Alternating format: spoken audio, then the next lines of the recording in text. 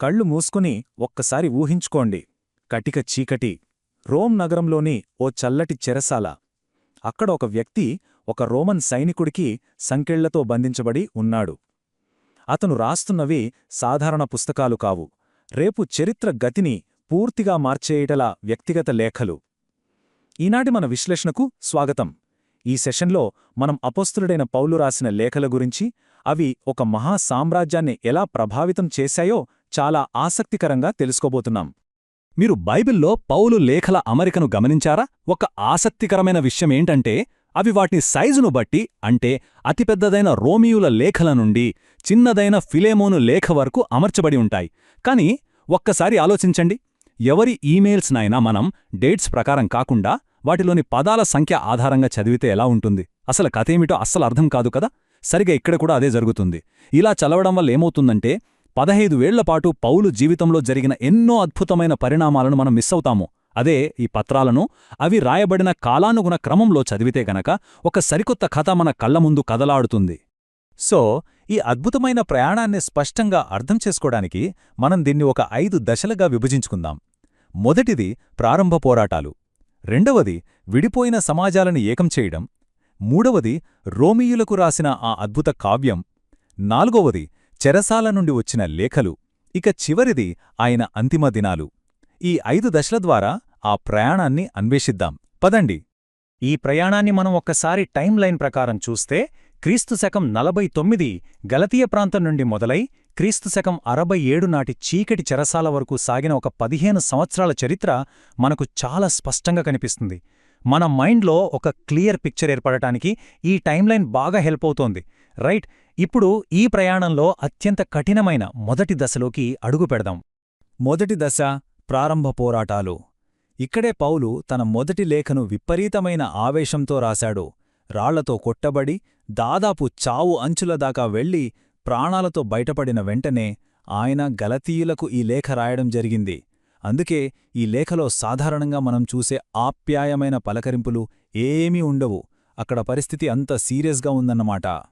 ఇక్కడ మనం అర్థం చేసుకోవాల్సిన ఒక అతి ముఖ్యమైన పదముంది, అదే జస్టిఫైడ్ లేదా నీతిమంతులుగా తీర్చబడటం. దీని సింపుల్ మీనింగ్ ఏంటంటే, కేవలం కఠినమైన ఆచారాలు లేదా రూల్స్ పాటించడం వల్ల కాదు, క్రీస్తుపై విశ్వాసం ద్వారా మాత్రమే దేవునిచే అంగీకరించబడటం. గలకీల సంఘంలో కొందరు ఈ కృపకు మళ్లీ పాత కండిషన్స్ జోడించడానికి ట్రై చేసినప్పుడు పౌలు దాన్ని తీవ్రంగా వ్యతిరేకించాడు. దేవుని దయకు మనం అదనంగా చేయాల్సింది ఏమీ లేదని ఆయన చాలా గట్టిగా వాదించాడు. ఆ తర్వాత తెసలోనీక సంఘానికెదురైన ఇంకో ఆసక్తికరమైన సమస్యను చూద్దాం. అప్పట్లో క్రీస్తు మళ్లీ వస్తున్నాడనే భయంతో కొందరు తమ పనులన్నీ మానేసి ఖాళీగా కూర్చుండిపోయారు. దానికి పౌలిచ్చిన కౌంటరేంటో తెలుసా? బాధ్యతగా పని చేయాలి అని గట్టిగా వార్నింగ్ ఇచ్చాడు. ఇది ఇప్పటి మన మోడర్న్ లైఫ్కి కూడా పక్కాగా సరిపోతుంది, అవునా? రేపటి మీద ఆశతో బతకడం అంటే ఈరోజు మన బాధ్యతలను గాలికొదిలేయడం కాదు కదా. సరైన లక్ష్యంతో కష్టపడి పనిచేయడమే నిజమైన ఆశ అని ఈ సంఘటన మనకు ప్రాక్టికల్గా నేర్పుతుంది.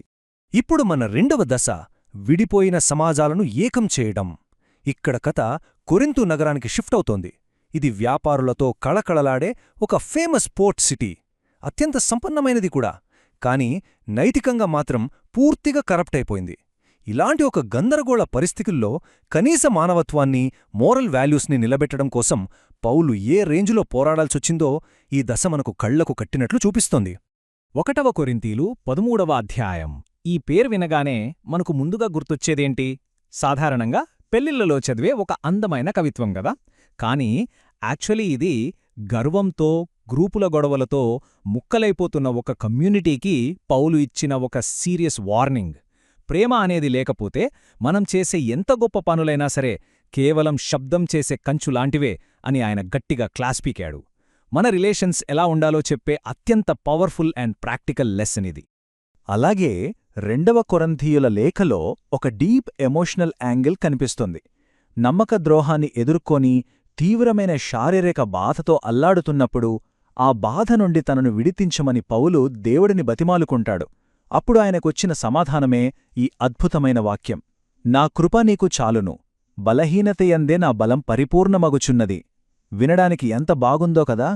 అంటే కొన్నిసార్లు మన బాధను పూర్తిగా తీసేయడం కంటే ఆ కష్టాన్ని భరించే స్టామినాని ఇవ్వడమే అతిపెద్ద అద్భుతమని ఈ వాక్యం మనకు చాలా సింపుల్గా చెప్తుంది. ఇక మూడవ దశ రోమియోలకు రాసిన అద్భుత కావ్యం. క్రీస్తుశకం 57వ సంవత్సరం నాటికి పరిస్థితులు కొద్దిగా కుదుటపడ్డాయి. అప్పటి వరకు తాను ఎప్పుడూ వెళ్లని రోమ్ నగరంలోని ప్రజలకు పౌలు ఈ మాస్టర్పీస్ లేఖను రచించాడు. ఎవరితోనూ డైరెక్టు పరిచయం లేకపోవడం వల్ల ఆయన ఒక కోర్టులో లాయర్ వాదనలు వినిపిస్తున్నంత పకడ్బందీగా అత్యంత లాజికల్గా ఈ లేఖను డిజైన్ చేశాడు. ఆ వాదనల సారాంశం ఏంటో తెలుసా? ప్రతి మనిషి పాపం చేశాడని, కాని కృప ద్వారా ఉచితంగా నీతిమంతులుగా తీర్చబడతారని ఆయన వివరించాడు. ఇకపై ఎలాంటి శిక్ష లేదు అని, కొత్తవారిని దేవుని కుటుంబంలోకి ఎలా చేర్చుకున్నారో, అలాగే ప్రతిరోజూ మనల్ని మనం సజీవ యాగంగా ఎలా సమర్పించుకోవాలో ఒక ఆర్డర్లో చెప్పుకొచ్చాడు. నిజంగా చెప్పాలంటే గత శతాబ్దాలలో ఎన్నో గొప్ప గొప్ప విప్లవాత్మక మార్పులకు ఈ ఒక్క పత్రమే కారణమైంది. ఇప్పుడు స్టోరీలో ఒక మేజర్ ట్విస్ట్. అదే మన 4వ దశ, చెరసాల నుండి లేఖలు. క్రీస్తు శకం 60 ప్రాంతంలో ఒక భయంకరమైన ఓడ ప్రమాదం జరుగుతుంది. దాని నుండి ప్రాణాలతో బయటపడిన పౌలు ఫైనల్గా రోమ్ నగరానికి సంకెళ్లతో చేరుకుంటాడు. 24 గంటలు ఒక రోమన్ సైనికుడికి కట్టేసుండి కేవలం ఒకే ఒక చిన్న గదికి మాత్రమే పరిమితమైన ఒక కఠినమైన ఫేజ్ ఇది. ఆశ్చర్యమేంటంటే శరీరమొక చిన్న గదిలో సంకెళ్ల మధ్య బంధించబడి ఉన్న ఆయన ఆలోచనా పరిధి ఏ రేంజ్లో విస్తరించిందో ఈ 4 లేఖలు చూపిస్తాయి. ఎఫెసీలకు రాసిన లేఖలో అనంతమైన దేవుని ప్రణాళికను వర్ణిస్తే, ఫిలిప్పీయుల లేఖలో కష్టాలలో కూడా ఆనందాన్ని ఎలా వెతుక్కోవాలో చెప్పాడు. అలాగే కొలస్సీల లేఖలో క్రీస్తు సర్వాధికారాన్ని, ఇక ఫిలేమోను లేఖలో బ్రదర్హుడ్ లేదా సోదరభావాన్ని అత్యంత డీప్గా ఆవిష్కరించాడు. దయా లేదా గ్రేస్ అన్నది ప్రాక్టికల్గా ఎలా ఉంటుందో అర్థం చేసుకోవాలంటే మనం ఫిలీమోన్ కథ వినాల్సిందే. పారిపోయిన ఒక బానిసకు ఆ కాలంలో ఎలాంటి హక్కులు ఉండేవి కావు. వాళ్ళని చంపేసినా అడిగేవారు లేరు. కాని పౌలేమంటాడంటే అతన్ని ఒక బానిసలా కాకుండా ప్రియమైన సోదరుడిగా స్వీకరించాలని, అతను ఏమైనా నష్టం చేసుంటే ఆ అప్పును తన అకౌంట్లో వేయమని తన యజమాన్ని కోరుతాడు. మనుషుల మధ్య దయ చూపించడమంటే ఏమిటో ఇంతకంటే గొప్పగా బహుశా ఎవ్వరూ చెప్పలేరేమో. ఇక మన ప్రయాణంలో చివరి దశ, అంతిమ దినాలు. క్రీస్తు శకం 67వ సంవత్సరం నాటికి పరిస్థితులు అత్యంత దారుణంగా మారిపోయాయి. రోమన్ చక్రవర్తి నీరో సాగిస్తున్న క్రూరమైన హింసల మధ్య కథ దాని విషాదకరమైన ముగింపుకు చేరుకుంటోంది. ఈ పర్టిక్యులర్ ఫేజ్ ప్రతి ఒక్కర్నీ చాలా లోతైన ఆలోచనలో పడేస్తుంది. ఎన్నో దశాబ్దాల పాటు కష్టపడి ఒక సామ్రాజ్యమంతటా గొప్ప మార్పులు తెచ్చిన తర్వాత కూడా ఆయన తన గురించి ఏమంటున్నాడో ఒక్కసారి వినండి. పాపులను రక్షించడానికి క్రీస్తు ఈ లోకానికి వచ్చాడు, వారిలో నేను ప్రధానుడను. ఇక్కడ మనం అబ్జర్వ్ చేయాల్సిన ఇంట్రెస్టింగ్ పాయింట్ ఏంటంటే ఈ వాక్యం ప్రెజెంట్ టెన్స్లో, అంటే వర్తమాన కాలంలో ఉంది. అంత గొప్ప ఆధ్యాత్మిక స్థాయికి చేరుకున్న తర్వాత కూడా ఇప్పటికీ దేవుని దయకు తానే అత్యంత అర్హుడునని ఫీలవ్వడం నిజంగా ఆయన గొప్ప వ్యక్తిత్వానికి నిదర్శనం కదూ.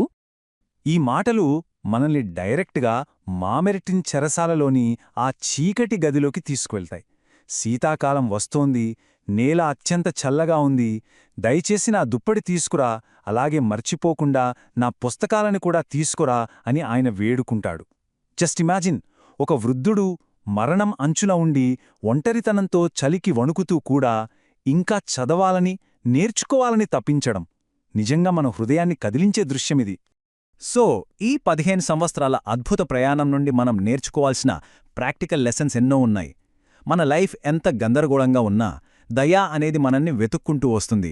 కష్టాలు మనల్ని కృంగదీయడానికి కాక మన సహనాన్ని పెంపొందించే అవకాశాలుగా మారతాయి. మోస్ట్ ఇంపార్టెంట్ ఏంటంటే మన జీవితాన్ని ఒక పెద్ద సెలబ్రిటీలా ముగించడం కంటే మన పని పట్ల నమ్మకత్వంతో ముగించడమే అత్యంత గొప్ప విషయం. ఈ పాఠాలు ఖచ్చితంగా మన దైనందిన జీవిత పోరాటాలకు ఎంతో స్ఫూర్తినిస్తాయి.